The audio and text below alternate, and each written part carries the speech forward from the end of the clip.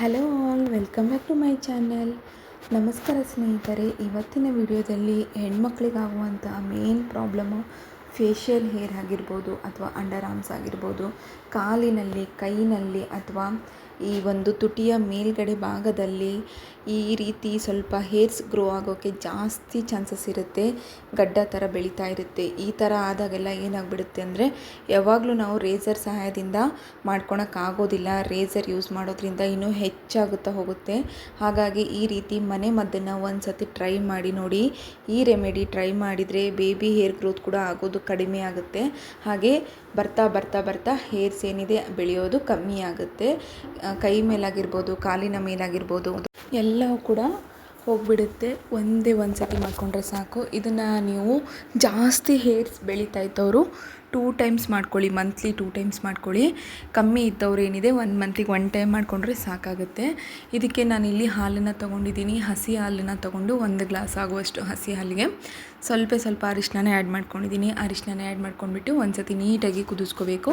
ಎಷ್ಟು ಕುದಿಬೇಕು ಅಂದರೆ, ಈ ಹಾಲೇನಿದೆ ಸ್ವಲ್ಪ ಕ್ವಾಂಟಿಟಿ ಕಮ್ಮಿ ಆಗಬೇಕು, ಅಲ್ಲಿವರೆಗೆ ಇದನ್ನು ಚೆನ್ನಾಗಿ ಕುದಿಸ್ಕೋಬೇಕು. ಹಾಲಿನ ಮಿಶ್ರಣದಲ್ಲಿ ಅರಿಶಿನ ಏನಿದೆ ಎದ್ದು ಹೊಡಿಬೇಕು, ಅಲ್ಲಿವರೆಗೆ ಇದನ್ನು ಚೆನ್ನಾಗಿ ಕುದಿಸ್ಕೋಬೇಕಾಗತ್ತೆ. ನೋಡಿ, ಕುದಿಸ್ತಾ ಇದ್ದೀನಲ್ವ, ಇದೇ ರೀತಿ ನೀವು ಕೂಡ ಕಂಟಿನ್ಯೂ ಒಂದು ಕುದಿ ಬರೋವರೆಗೂ ಇದನ್ನು ಚೆನ್ನಾಗಿ ಕುದಿಸ್ಕೊತಾ ಬನ್ನಿ. ನೋಡಿ, ಇದೇ ರೀತಿ ನೀವು ಕುದಿಸ್ಕೊಂಡು ಮಾಡಿಕೊಂಡ್ರೆ ಸಾಕು. ಎಷ್ಟೋ ರೆಮಿಡಿಗಳನ್ನು ಟ್ರೈ ಮಾಡಿರ್ತೀರ, ಒಮ್ಮೆ ಈ ರೀತಿ ಟ್ರೈ ಮಾಡಿ ನೋಡಿ. ನಿಮಗೆ ಮತ್ತೆ ಬೇಬಿ ಹೇರ್ ಗ್ರೋತ್ ಬರೋವರೆಗೂ ನಿಮಗೆ ಮಿನಿಮಮ್ 2 to 3 ಮಂತ್ಸ್ ಬೇಕಾಗುತ್ತೆ. ಅಲ್ಲಿವರೆಗೂ ಹೇರ್ ಗ್ರೋತಿಗೆ ಪ್ರಾಬ್ಲಮ್ಮೇ ಇರೋದಿಲ್ಲ. ಫೇಶಿಯಲ್ ಹೇರ್ಸ್ ಆಗಿರ್ಬೋದು, ಕೈ ಕಾಲಿಗಾಗಿರ್ಬೋದು, ತುಂಬ ಹೇರ್ಸ್ ಜಾಸ್ತಿ ಆಗ್ತಾ ಇದ್ದಾವೆ. ಕಿವಿಯಿಂದ ಅಥವಾ ಈ ತುಟಿ ಹತ್ರ, ಇಲ್ಲಿ ಲಿಪ್ಸ್ ಹತ್ರ ಎಲ್ಲ ಮೇಲ್ಗಡೆ ಆ ರೀತಿ ಆಗ್ತಾ ಇದ್ದಂಗೆಲ್ಲ ಏನಾಗುತ್ತೆ, ತುಂಬ ಬೇಜಾರು ಅನಿಸುತ್ತೆ. ಎಷ್ಟೋ ಸತಿ ಪಾರ್ಲರ್ಗೆ ಹೋಗೋಕ್ಕೆ ಟೈಮ್ ಇರೋದಿಲ್ಲ. ಹಾಗಾಗಿ ಈ ರೆಮಿಡಿನ ನೀವು ಮನೆಯಲ್ಲೇ ಟ್ರೈ ಮಾಡ್ಕೋಬೋದು. ನೆಕ್ಸ್ಟ್ ಬಂದುಬಿಟ್ಟು ನೋಡಿ, ಇಲ್ಲಿ ಸ್ಫಟಕ ಅಂತ ಬರುತ್ತೆ. ಸ್ಫಟಕ ನಾರ್ಮಲಾಗಿ ನೀವು ಯಾವುದೇ ಸ್ಟೋರಿಗೆ ಹೋಗಿ, ಕಿರಾಣಿ ಸ್ಟೋರಿಗೆ ಹೋಗಿ ಕೇಳಿದರೂ ಕೊಡ್ತಾರೆ. ಈ ಸ್ಫಟಕ ಏನಿದೆ ನೋಡಿ, ಹೀಟನ್ನು ಕಂಟ್ರೋಲ್ ಮಾಡೋ ಕೆಪಾಸಿಟಿ ಇರುತ್ತೆ. ಅಷ್ಟೇ ಅಲ್ಲ, ಇದು ನಾರ್ಮಲಾಗಿ ಎಲ್ಲಾದರೂ ತುಂಬ ಉರಿಯಾಗಿದ್ದರೆ ಇದನ್ನು ಹಚ್ಚಿಬಿಡ್ತಾರೆ. ಹಾಗಾಗಿ ಇದನ್ನು ನಾನಿಲ್ಲಿ ಯೂಸ್ ಮಾಡ್ತಾ ಇದ್ದೀನಿ. ಇದನ್ನು ಸಣ್ಣದಾಗಿ ಕುಟ್ಟಿ ಪುಡಿ ಮಾಡ್ಕೊತಾ ಇದ್ದೀನಿ. ನೋಡಿ, ಈ ರೀತಿ ಟ್ಯಾಬ್ಲೆಟ್ ಥರ ಕಾಣ್ತಾ ಇದೆ ನೋಡಿ. ಪುಡಿ ಮಾಡ್ಕೊಂಡ ತಕ್ಷಣ ಟ್ಯಾಬ್ಲೆಟ್ ಪುಡಿ ಏನಾಗುತ್ತಲ್ವ, ಆ ರೀತಿ ಕಾಣ್ತಾ ಇದೆ ನೋಡಿ. ಸ್ಫಟಕನ ಕುಟ್ಟಿ ಪುಡಿ ಮಾಡ್ಕೊತಾ ಇದ್ದೀನಿ. ನೆಕ್ಸ್ಟ್ ಅದನ್ನು ಇದರಲ್ಲಿ ಆ್ಯಡ್ ಮಾಡ್ಕೋಬೇಕು. ಈ ಒಂದು ಹಾಲಿನ ಅರಿಶಿನ ಏನಿದೆ ನೋಡಿ, ಕುದಿಸಿರೋವಂಥದ್ದು ಈಗ ತಣ್ಣಗಾಗಕ್ಕೆ ಬಿಟ್ಟಿದ್ದೆ ಒಂದು 5 ನಿಮಿಷಗಳ ಕಾಲ. ಈಗ ರೆಡಿ ಆಗಿದೆ. ಇದಕ್ಕೆ ನಾನಿಲ್ಲಿ ಹನಿನ ಆ್ಯಡ್ ಮಾಡ್ಕೊತಾ ಇದ್ದೀನಿ. ಹನಿ ಇಷ್ಟ ಇಲ್ಲ ಅನ್ನೋರು ಸ್ಕಿಪ್ ಮಾಡ್ಕೋಬೋದು. ನಿಂಬೆ ಹಣ್ಣನ್ನು ಏನು ಯೂಸ್ ಮಾಡೋಕ್ಕೆ ಹೋಗಬೇಡಿ, ಯಾಕಂದರೆ ರ್ಯಾಷಸ್ ಆಗೋ ಚಾನ್ಸಸ್ ಭಾಳ ಇರುತ್ತೆ.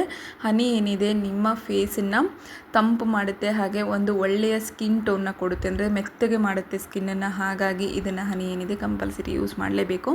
ಈಗ 1 ಸ್ಪೂನ್ ಆಗೋಷ್ಟು ಹನಿನ ಹಾಕಿದ್ದೀನಿ. ಹಾಕಿದ ತಕ್ಷಣವೇ ಒಂದು ಸತಿ ಕಲಿಸ್ಕೊಳ್ಳಿ. ನೆಕ್ಸ್ಟ್ ಬಂದುಬಿಟ್ಟು ನಾನು ಆಲ್ರೆಡಿ ಸ್ಫಟಕ ಏನು ರೆಡಿ ಮಾಡ್ಕೊಂಡಿದ್ವಲ್ವ, ಕುಟ್ಟಿ ಪುಡಿ ಮಾಡ್ಕೊಂಡಿರುವಂಥದ್ದನ್ನು ಕೂಡ ಇದರಲ್ಲಿ ಆ್ಯಡ್ ಮಾಡ್ಕೊತಾ ಇದ್ದೀನಿ. ಈಗ ಅದನ್ನು ಕೂಡ ಹಾಕಿಬಿಟ್ಟು ಚೆನ್ನಾಗಿ ಕಲಿಸ್ಕೋಬೇಕು. ಈ ಒಂದು ಅರಿಶಿಣದ ಹಾಲಿನಲ್ಲಿ ಚೆನ್ನಾಗಿ ಕರಗೋವರೆಗೂ ಇದನ್ನು ಒಂದು ಸತಿ ನೀವು ನೀಟಾಗಿ ಸ್ಪೂನಿನ ಸಹಾಯದಿಂದ ಕಲಿಸ್ಕೊತಾ ಬನ್ನಿ. ನೀವು ಇದನ್ನು ಒಂದು ಸತಿ ಮಾಡಿಕೊಂಡ್ರೆ ಸಾಕು. ತಿಂಗಳಲ್ಲಿ 1 ಟೈಮ್ ಮಾಡ್ಕೊಳ್ಳಿ.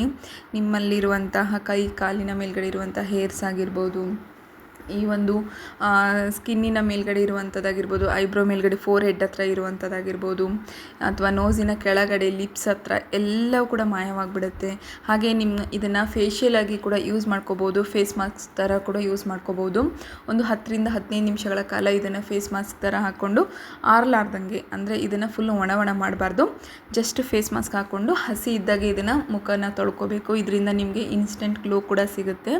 ನೆಕ್ಸ್ಟ್ ಇದರಲ್ಲಿ ಕಡಲೆ ಹಿಟ್ಟನ್ನು ಹಾಕ್ತಾ ಇದ್ದೀನಿ. ಕಡಲೆ ಹಿಟ್ಟಂತೂ ನಿಮಗೆಲ್ಲ ಗೊತ್ತಿರೋ ಹಾಗೆ ಫೇಸನ್ನು ಗ್ಲೋ ಮಾಡೋದಕ್ಕೆ ತುಂಬ ಹೆಲ್ಪ್ ಆಗುತ್ತೆ. ಅಷ್ಟೇ ಅಲ್ಲ, ಫೇಸಿನಲ್ಲಿರುವಂಥ ಟ್ಯಾನ್ಸ್ನ ರಿಮೂವ್ ಮಾಡೋದಕ್ಕೂ ಕೂಡ ಹೆಲ್ಪ್ ಮಾಡುತ್ತೆ.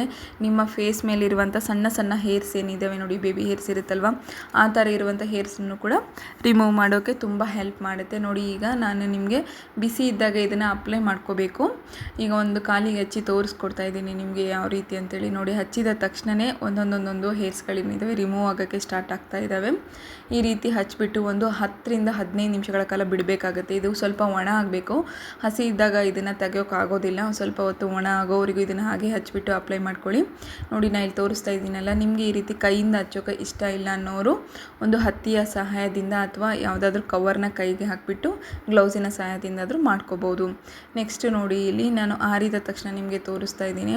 ಸ್ವಲ್ಪ ಹೊತ್ತು ಒಂದು 10ರಿಂದ 15 ನಿಮಿಷ ಒಣ ಆಗಿದೆ. ಒಣ ಆಗಿದ ತಕ್ಷಣ ಇಲ್ಲಿ ರಿಮೂವ್ ಮಾಡಿ ತೋರಿಸ್ತಾ ಇದ್ದೀನಿ ಯಾವ ರೀತಿ ಬಂದಿದೆ ಅಂತ ಹೇಳಿ.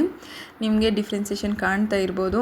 ತುಂಬ ಹೇರ್ಸ್ ಇದ್ದವರಿಗೆ ಜಲ್ದಿ ರಿಸಲ್ಟ್ ಗೊತ್ತಾಗುತ್ತೆ, ಕಮ್ಮಿ ಇದ್ದವ್ರಿಗೆ ಅಷ್ಟು ಜಲ್ದಿ ಐಡಿಯಾ ಬರೋದಿಲ್ಲ. ಬಟ್ ಒಂದು ಸತಿ ನೀವು ಈ ರೀತಿ ಮಾಡ್ಕೊಳ್ಳಿ, ಎಷ್ಟು ಸುಲಭವಾಗಿ ಈಸಿಯಾಗಿ ನೀವು ಮನೆಯಲ್ಲೇ ಮಾಡ್ಕೋಬೋದು. ನಾನು ನಿಮಗೆ ಒಂದು 2ರಿಂದ 3 ಸತಿ ತೋರಿಸ್ತಾ ಇದ್ದೀನಿ ನೋಡಿ, ಕ್ಲೀನ್ ಮಾಡಿ. ಇದೇ ರೀತಿ ನೀವು ಕೂಡ 1 ಟೈಮ್ ಮಾಡ್ಕೊಳ್ಳಿ, ವಾಶ್ ಕೂಡ ಮಾಡಿ ತೋರಿಸ್ತೀನಿ. ಡಿಫ್ರೆನ್ಸಿಯೇಷನ್ ಕಾಣ್ತಾ ಇದೆ ಅಲ್ವಾ ನಿಮಗೆ? ಇದೇ ರೀತಿ ನೀವು ಮಾಡ್ಕೊಳ್ಳಿ. ನಿಮ್ಮ ಫೇಸ್ ಮೇಲಾಗಿರ್ಬೋದು, ಲೆಗ್ಸ್ ಆಗಿರ್ಬೋದು, ಕೈ ಆಗಿರ್ಬೋದು ಎಲ್ಲವೂ ಕೂಡ ಹೋಗುತ್ತೆ. ಈ ವಿಡಿಯೋ ನೋಡಿದ್ದಕ್ಕೆ ಧನ್ಯವಾದಗಳು.